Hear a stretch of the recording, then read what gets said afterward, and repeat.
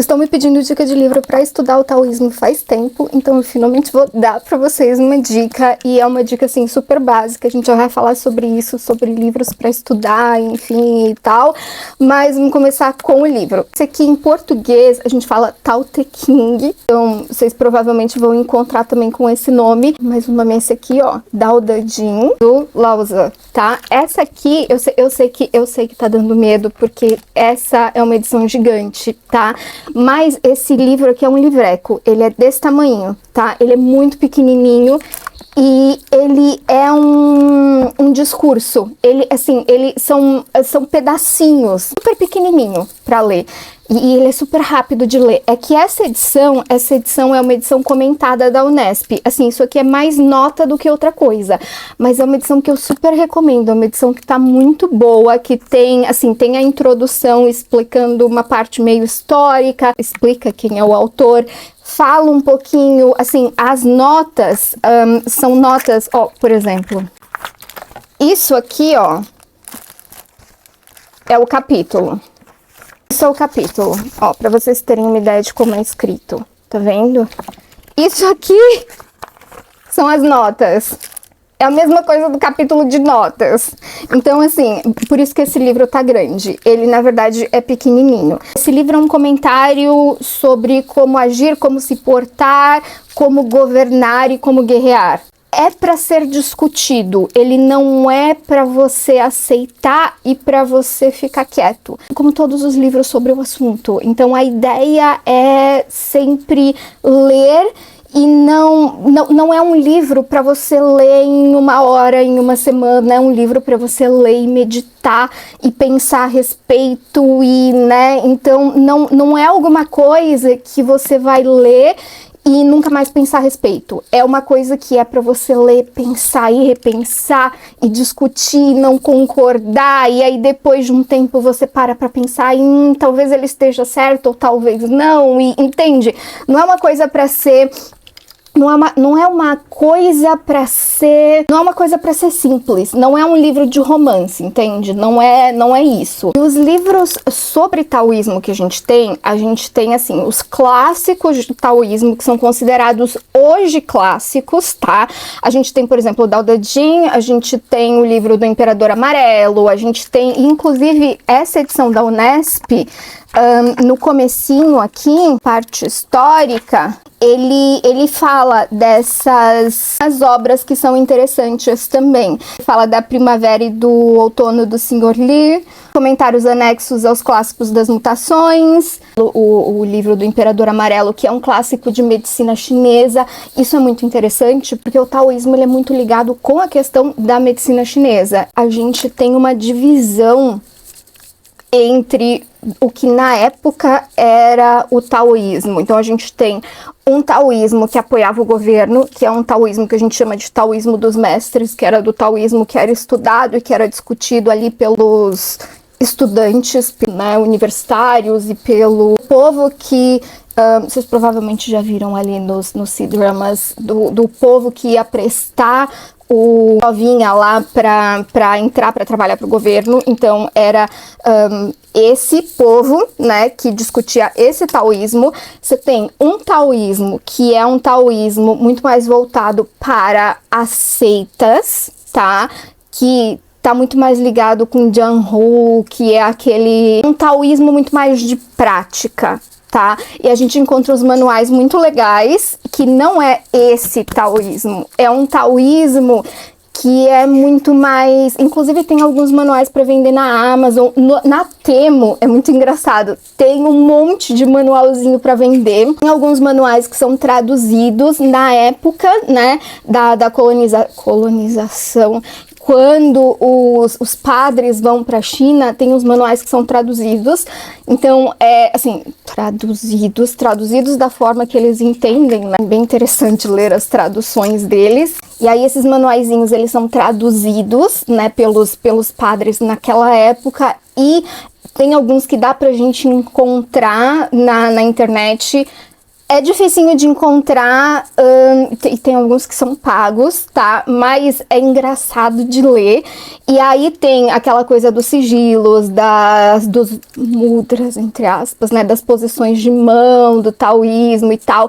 Que é um taoísmo mais voltado para a prática do... mais voltado para a prática mesmo do... Não necessariamente do Wugong, que a gente traduz por Kung Fu aqui no Brasil, mas é um taoísmo voltado para uma prática longe do governo, digamos assim, que não tem a ver com o governo. E além desse taoísmo, que é aquele taoísmo que é muito voltado para conseguir imortalidade, aquele taoísmo que cria as pílulas, que sim tem muito a ver com a questão da medicina chinesa também, a gente tem um taoísmo que é mais popular, que é aquele taoísmo que é do povo, que é o folk, que é muito xamânico. Ai, eu vou usar essa palavra, mas não tem muito como não usar essa palavra aqui. Não é xamânico indígena como indígena brasileiro, é diferente, tá? E eles usam muito a palavra Wu, que é... a gente traduz por bruxaria, tá? Mas não é como a bruxaria europeia, é muito diferente, tá? Inclusive, a letra, né, o modo de escrever é aquilo que une o céu e a terra. É muito legal isso. Esse tipo de taoísmo folk, ele é muito diferente do taoísmo que é das camadas superiores, né, das camadas mais ricas ali da sociedade, né, ricas entre aspas, né, porque tinha tinha muita gente que ia para o governo e que não era tão rico, mas enfim, né, das camadas que estudavam e que liam, tá, e que liam. Porque ler chinês é muito difícil, ok? Mas é um taoísmo que é muito legal. E que, por exemplo, tem aquela coisa que a gente fica vendo no TikTok, é meio querendo sair, e que aparece muito... Vocês já viram aquelas incorporações? Então, isso é um taoísmo popular. Tá? Porque quando eu, inclusive, estava conversando com dois conhecidos, na verdade, eles não são amigos, eles são conhecidos, mas eu tenho um conhecido que é um mestre taoísta, ele é um padre taoísta da Tailândia, e eu tenho um outro conhecido que é um mestre taoísta chinês. E é muito interessante como eles enxergam essas práticas de uma forma diferente, tá? Quando eu perguntei, ok, mas o que está acontecendo ali? Né? Minha pergunta foi essa, porque eu queria realmente entender sobre essas incorporações, como que eles enxergam, né? Porque pra gente que tem essas tradições de matriz afro aqui no Brasil, a gente olha e a gente fala, ok, normal, né? Lembra, a gente olha e a gente fala, lembra muito, né? Uma incorporação normal e tal. Mas, quando a gente vai perguntar para um taoísta chinês, aquilo não é bem visto, aquilo lá é possessão. Eles dizem que é possessão. Inclusive, segundo o meu conhecido padre taoísta chinês, aquilo lá não é nem permitido na China. Então, assim, por mais que a religião lá na China seja permitida, assim, você pode ser de qualquer religião na China, esse tipo de incorporação não é permitido, tá? Porque vem de uma tradição, né? Então, esse tipo de coisa, eles veem como algo perigoso. Eles têm um medo muito grande de moguês, que são aqueles espíritos malignos e tal. E essa tradição é muito forte. Então, incorporar alguma coisa que depois te faz desmaiar, o que esse padre taoísta falou, claramente não é um espírito bom e é um espírito que tá te consumindo ali, né? São espíritos que estão enganando as pessoas, né? E percebam que nenhum daqueles vídeos é na China. Todos aqueles vídeos são na Tailândia. E aí, esse padre taoísta tailandês falou, não, aqueles espíritos estão aprendendo. Eles estão fazendo... Assim, não é, por exemplo, o Nejá. Quando vem um espírito, por exemplo, não é a entidade, tá? Então, assim, não é Nejá incorporando. ok? Não, quando vocês veem aquilo lá, não é. Mas é uma linhagem. O que me lembrou demais, Umbanda. Seria um espírito da linhagem que tá vindo para aprender. E aí eles vêm para cá, eles incorporam nas pessoas que têm algum tipo de mediunidade também, para poder prestar algum serviço. Eles vêm ajudar para eles poderem ganhar pontinhos, digamos assim. Foi assim que ele me explicou, para ganhar pontinhos e para poder mudar ali de nível, porque no taoísmo tem isso mesmo, né? Tem a questão dos níveis do Tian, do céu, né? Então é basicamente isso. Então vocês percebem que tem um monte de taoísmo, tá? Isso aqui é um taoísmo que tá muito voltado com taoísmo de como se portar, de taoísmo de como governar, de taoísmo. É um taoísmo que fala sobre uma coisa que é muito mais... que afeta a vida das pessoas de uma forma que é...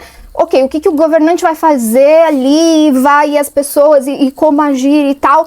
Mas que no dia a dia daquela pessoa que era uma pessoa que precisa trabalhar e precisa comer e precisa, né, e tá ali, não afeta, tá? Então, assim, é um tipo de taoísmo que não é o taoísmo folk, não é o taoísmo das massas, ok? O taoísmo das massas é outra coisa, né?